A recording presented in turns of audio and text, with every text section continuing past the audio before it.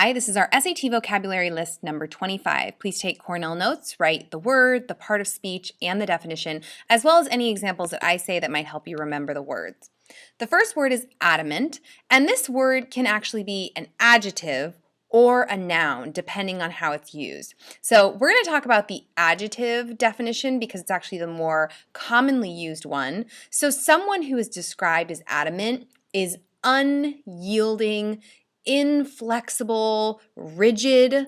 They won't compromise their beliefs, their opinions, or an attitude, even if there's a lot of appeals. So if other people are trying to change their mind or change their opinion. So if you're in a debate with someone in your class and you are adamant about your opinion, that means even though other people might disagree, they might raise really strong points, they're not going to change your perspective. This can actually be used as a noun too, to describe something very hard that can't be cut. And this word actually comes from a Greek word that means like hard metal, something like steel. But most often you'll hear about somebody who's adamant in terms of believing in their own opinion, their point of view, and not being flexible, not being open-minded to other people's perspectives.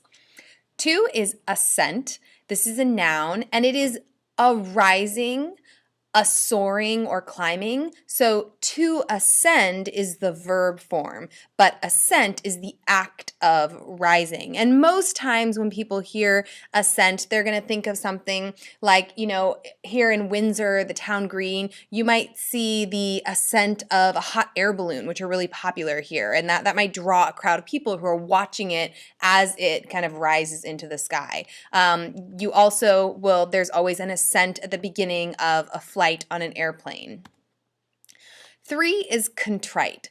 And someone who is described as contrite, this definition is very dramatic. It says they're broken in spirit because of a sense of sin. And the second part is probably easier to remember. It's a person who feels really bad about something that they've done, right? They're feeling maybe guilty, they're feeling remorse about the way that they've acted. Usually when someone's contrite, they're feeling contrite because they're filled with something like guilt, or they feel like they need to have someone's forgiveness. And the word actually comes from a Latin word that means worn down or broken. And so it's this idea that you're so worn down by guilt, you're so your spirit is so broken that you feel horrible. And here's just a picture, clearly someone who just looks like they're feeling some kind of remorse, they're feeling contrite maybe about something they've done. 4 is enlighten. It's a verb, and it has a couple different meanings, but usually it means to cause someone to see something clearly. But it can also mean to give someone intellectual or spiritual light or knowledge. So if someone's been enlightened, maybe they had this realization about, their place in the universe or what they should be doing with their lives. But think about the word light in there, and kind of the way we think of like a light bulb is like a new idea. So enlighten, to cause someone to suddenly see clearly. If you bring light into a dark room, it's easier to see. So maybe that will help you to remember.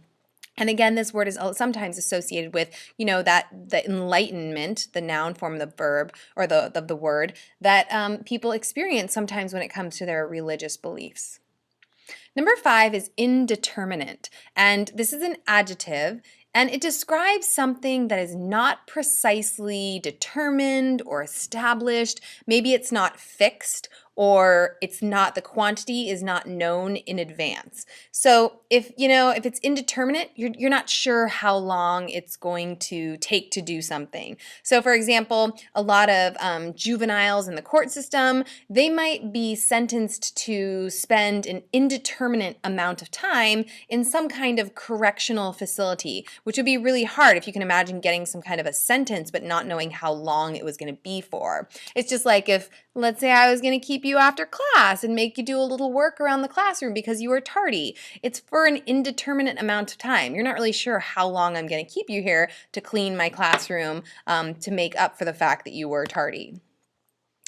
Elusive. And when you think of elusive, think of illusion, something that's really hard to either find or hard to pin down. It kind of has this quality of being an illusion. Now, some things are elusive and you can see them, but you don't see them a lot. So for example, maybe you have a new cat and it's hiding, and so it's outside and you're not seeing very much. It's being really elusive because it's just adjusting to its new environment. But then you have the more extreme versions of like the Bigfoot, where people actually think that there is, there's a Bigfoot running around. They're big feet. There's multiple Bigfoots running around, and they believed in their existence, but they think they're extremely elusive. Malady is a noun, and it's any physical disease or a disorder. Usually it tends to be a chronic physical disease or a really deep-seated kind of physical problem. And the root mal, M-A-L, actually means bad. So if you can just remember that, it would be it would be very bad, right? If you had a physical disease or disorder or malady. So anybody who is feeling, kind of dealing with some chronic illness is going to have kind of these bouts, probably in the hospital, going to doctors to try to treat whatever their malady is. Odious. Odious describes something or someone that is hateful or deserving of hate or causing hate. A lot of times when I think of odious, I think of detestable, something that's just detestable. You actually hate it. And actually, OD is a Latin root that means hate. So that's something to keep in mind. Again, we just finished a unit reading Night by Elie Wiesel. And so if you think about, what Hitler did, a lot of people would definitely describe him as odious. 9 is quandary. And a quandary is a puzzling predicament. You're not sure what you're going to do. Maybe you have too many choices or you don't have enough choices. So when people use the saying, wow, it's a pickle, I'm not sure what I'm going to do, they're in a quandary. And there's big, enormous labyrinths. I know when I visited England with my husband, we were in a huge labyrinth. And at times I felt a little bit like I was in a quandary, like I didn't know which way to go, how to get out of this particular labyrinth, although this is not a picture of my own.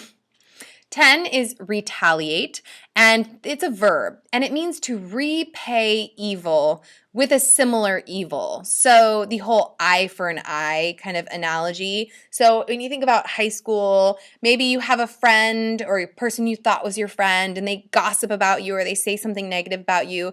If you're going to retaliate, you might turn around and say something negative about them to somebody else and gossip about them. So that would be to kind of repay the initial evil with the similar kind of behavior. A lot of people, when they get married, they take the first bite of cake, and some couples, the husband or the wife will smash the cake into their their new spouse, and then the other person will retaliate and do the same. 11 is speculate, and it's a verb, and it means to engage in thought or reflection. So if you're thinking really hard about something, you're speculating. You don't know the answer, but you're trying to figure it out. And so, here's a woman who's clearly kind of lost in thought about something. She's probably speculating on some issue or matter in her life. 12 is tarnish, and it's a verb, and it means to lessen or destroy the luster or the shine, the brightness of something in any way. And when I think of tarnish, I always think of being a kid, and around Thanksgiving, my mom would make us polish the silverware, like the actual silverware, and it used to tarnish. The oxygen in the air would make it turn kind of this funky, dull color, and so we'd have to polish them, and I hated doing it, but it was to remove this tarnish, right? And so anything that's tarnished, your reputation can be tarnished. So again, if someone says something negative about you, spreads it around, that could tarnish a reputation you've tried to build for yourself. So it can be physically tarnished, or it can be like the tarnishing of someone's reputation or the way other people think about them. So I have a picture of this piece of actual silver that, it's really bright on the left-hand side, but on the right, it's been tarnished. It needs to be polished. 13 is vagrant, and this is a noun. And the SAT definition says an idle wanderer. Oftentimes, a vagrant is actually used as almost a synonym for someone who's homeless, who kind of, they do wander around. They don't have a place where they live. And so oftentimes, you'll kind of hear this word used synonymously with a homeless person, a vagrant. 14 is infrastructure. It's a noun, and it's the basic underlying structure or framework or features of a system, organization, a building. So when you think of infrastructure, a lot of people will think of like the actual buildings themselves, or the infrastructure of a bridge. But if you even think about our high school, so one of the things that's frustrating about kids who are out on campus and they want to use their cell phones to get online is the Wi-Fi on our campus is not very strong. It's not robust. And so we don't have the infrastructure to support 1,700 kids being online or using the Wi-Fi all at the same time. It needs to be built up. It needs to be stronger in the same way that a bridge or a building needs a really strong infrastructure.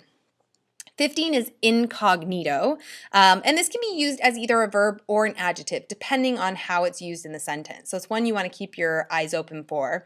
And it means with one's identity hidden or unknown. So if someone is incognito, maybe they're wearing a trench coat and a hat and sunglasses, so nobody knows who they are. They're kind of hidden. Their identity is unknown. A lot of times when celebrities go out to do their grocery shopping or try to live a quote-unquote normal life, they'll wear the big glasses, they'll wear a big hat. They want to try to be incognito to blend in so people don't, the paparazzi aren't taking pictures of them. They're not drawing attention to themselves. Or it's like incognito, I think of like a spy, like, 007's incognito as he's, staking out something that's happening that, he doesn't want to be seen.